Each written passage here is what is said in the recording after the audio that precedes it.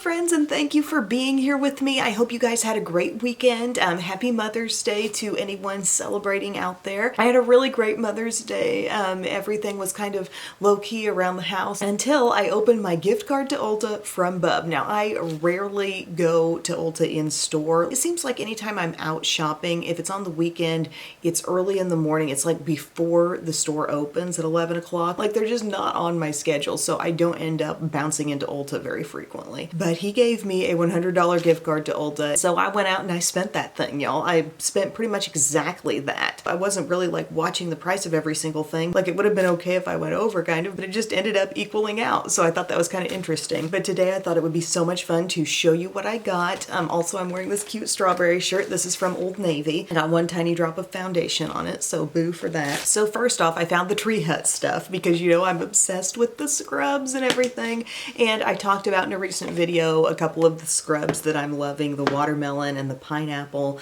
And I noticed in the comments section a lot of people were talking about Tropic Glow. So I went after that as soon as I got in there, and I got the Firming Sugar Scrub and then the Firming Whipped Shea Body Butter.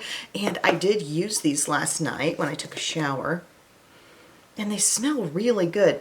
It's a little bit more like soft and subtle scent than I was expecting. When you see the word tropic, like, it could go huge in terms of smelling just like sunscreen or suntan lotion. But this has kind of a freshness to it, almost like fresh outdoorsy with kind of the tropical vibe. And then in the lotion, I really noticed it because I've used stuff from that pistachio infused brand, really good smelling stuff.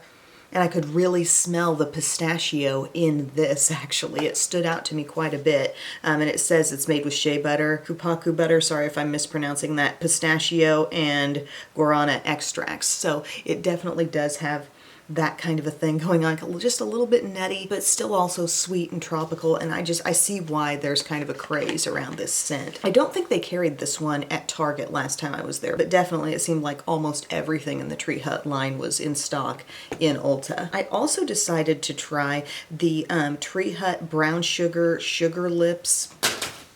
Brown Sugar Lip Scrub. Used this last night as well. It's okay. I need to give it some more chances, really. It's definitely not as quick and satisfying in terms of what it actually does to my lips as an e.l.f. lip exfoliator, but it does smell so amazing, and it did kind of like give my lips some immediate color, which I thought was interesting. But I'm gonna keep playing around with that. I'm gonna keep it downstairs in my bathroom and make that be like part of the nighttime routine. But I love Tree Hut stuff. It smells so good, and Belle and I just had a fun time going through and seeing which ones were best. Also, body-wise, I thought I could use a really good hand cream. My hands just get so dry from all the hand washing and dishwashing and all that stuff. And dishwashing, by the way, we do have a dishwasher, but does anybody feel like sometimes you're using, especially when it comes to kids' plates and stuff, you're using the same stuff over and over again in just a short amount of time? Like, you use them at lunch, you use them at dinner. So I end up hand washing a lot of random little things like that. But I saw this Lano brand. I'd never tried anything from it, and they had this Milk and Honey Hand Cream Intense, and I thought maybe that will work for me. And I used some yesterday, and I think I'm actually maybe still feeling some effects from it. It is thick, y'all. Really cute tube, by the way. If you use this brand a lot, what do you like from it? I noticed they had a lot of lip balms, lip products, but every day I'm just gonna get to working this into my knuckles and hope that it really has an effect. It says Milk and Honey, and it does have just the lightest sweet scent, but very much barely there, not overwhelming. But there's a for sure thickness to it, and you really need that on your hands. Now, makeup-wise, one of the first things I ran across as I was looking at the Buxom stuff, I saw they had all of these in person, these powerful, plump lip balms. Do you guys remember when they put out like a set of these, and there was a beautiful reddish one and like a berry one too, and they just did the prettiest thing on your lips? And I remember there was a nude one, and I remember that oddly staining my lips an unexpected color. But when I saw this in Ulta, I thought, you know, that looks different. It's called Inner Glow. But y'all, this is what it looks like. Like, it's, you know, I thought it was going to be not quite so pinky. I don't know. What do you guys think about this color? Like, when I first got on here, and started talking. Were you drawn to the lips, or were you like, what's that going on with the lips? I don't know. I love the feel of these. That's the absolute like great thing, is they feel so cooling and refreshing, and there's a nice texture to the balm where it's not greasy, it's not super shiny as you can see, but you know, it gives you some color. But it's just not quite what I expected, you know? I was expecting a little more richness and a little more like, just given the entire nude packaging, just more like a deep nude perhaps, right? This isn't bad. I mean, it's springtime fun. I can use this, I can enjoy that texture and still probably dress it up with some different lip liners or lip glosses, but I just wanted to wear this and this alone so you could see what that turned out to be. I just thought that was a little odd. Oh, another thing I got was from Eco Tools. This little brush, it looks kind of like, I guess, your standard stippling brush. They call it the 360 Ultimate Sheer, and they say it's best with powders. Now, I did apply some powder all over with this today, and I felt very much like unaware of what was actually getting on my skin. You know, like this had to be the sheerest application of powder ever. What I kind of want to use this for is actually stippling on a foundation, perhaps. I mean, if you have this brush, what do you like to use it for? To me, I thought it might be a good thing to try with some of these like sheer lightweight foundations. Powder, I mean, maybe I'd get used to it doing it this way, but I just felt like I kept going over and over the same areas and then feeling it like, did powder get on there? I'm not sure. But it feels like a nice quality brush, and I don't really have like a stippling brush like this in my key area right over here. I got a new Essence Lash Princess Sculpted Volume Mascara. This is a repurchase. I'm wearing this today, and this is pretty much the drugstore mascara that reminds me most of It Cosmetics Superhero. I feel like as it gets a little bit older, as it gets a little bit drier, it will hold the curl a bit better than it is right now, but it still builds up quickly. It makes the lashes look thick. The brush, if you haven't seen this before, it looks like this. It's just a little curve, kind of a taper toward the tip. In my opinion, I think it's the best one of this whole Lash Princess line, which it's all wildly popular, but this one's my favorite. I've only seen like one other person talk about that one though. Okay, and finally, I will have a tutorial popping up with this Winky Lux palette. Never tried Winky Lux before, and Belle and I were walking past the section and getting drawn in by how cute everything is. And I look at this palette, I smelled the palette, smells like coffee, and I probably end up retelling this whole story as I do this tutorial, which I just did. But anyway, I like Peach and Plum. This has shimmer here, this whole row, and this one, and really only 3 mattes. And I really took this palette as dark as it could go, honestly. Like, I used that shade, I used that, and I want to cut to that tutorial and show you how it went. Hey guys, so I'm gonna pop on some Milani eyeshadow primer first. So this is my first like ever product, I think, period, that I've tried from Winky Lux. And I think part of this comes from not shopping in store most of the time. I think when you're doing more online, you're maybe less likely to just be drawn in by those cutesy things that you just walk past, you know? So I saw this Latte Kitten palette and I smelled it there and I was like, wow, like I really smell the coffee smell, and I really enjoyed that. But number one, I thought this palette packaging was so cute. That was probably the first thing that I saw, you know, little cats in coffee cups. And then I smelled it, and then I really looked at it, and I was like, oh my gosh, this reminds me of Bare Minerals' The Happy Place, because they had that kind of like plumminess mixed in with the warmth, and it was a quad that I really, really loved for a long time. They don't have it anymore. But I just thought this might be a fun little everyday look, so we're gonna try it out for the first time. I'm going to take Brulee that's up here and see how that works in my crease. Again, I have no real experience with this brand. They had some really cute like rose shaped lip and cheek things, I think they were. Maybe they were just cheek cream blushes, I can't remember. But Belle was trying to get me to go for those. But I thought that would probably turn into one of those things that just sits on my vanity because I don't want to mess it up. You know, it looked like a perfect rose. But sometimes the fun part of not being in store for a while and then getting to see things is like, oh, you get exposed to those different brands that you just don't see every day. And there's some fun in that. So there's that shade. That actually works nicely as a light little crease color. I think I'm going to go into Sugar Crystal. This looks like this could be a really bright like highlight. Ooh, it is. Yeah, it could be frosty. Put that up under my brow. Now to maybe go a little deeper in the crease, let's see what Nutmeg's all about. Just really using these midtones first.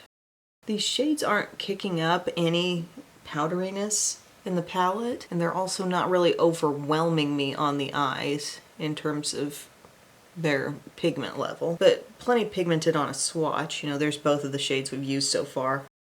I can see that nutmeg color just kind of deepening my crease a bit.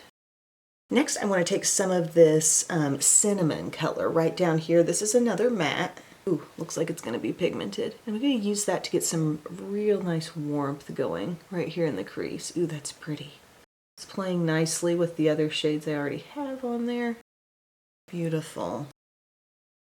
But definitely open to suggestions if you have anything from this line that you're really interested in. Somebody had requested a review on a coverage product that they have. Was that Allison? I think it was Allison. But anyways, there's the addition of some more warmth. Now I want to put hibiscus on my lid. Some people might see this and think, I don't really see those color schemes going together, but honestly, the pairing of peach and plum is always going to be great. So hibiscus right here has a little shimmer or a little satin finish, we might say.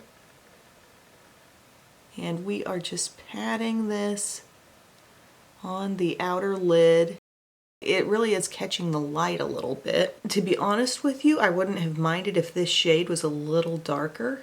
Like, I still think this is going to be a pretty look, but ultimately this is like the real depth in the palette, you know? And it's not really that dark, which I could see when I bought it, but I thought, you know, for everyday use, we're not needing to be too dramatic all the time, but it's pretty and it does show itself. Sometimes when you get plums too dark, they don't even look plummy anymore, but here I can really see what shade that is. And then, let's see, I think I'll go inward with the shade right above it, this Honey Lavender. I'm gonna try a little bit of that with the finger. It seems, well, it feels soft, but it seemed more firm as I put my brush in. So there's where that lightness and brightness is coming from on the lid. Okay, and then I say we keep moving in with this shade that we used as the highlight, the Sugar Crystal. I just know that's gonna be brilliant right here. Nice and bright around the inner corner. Very pretty.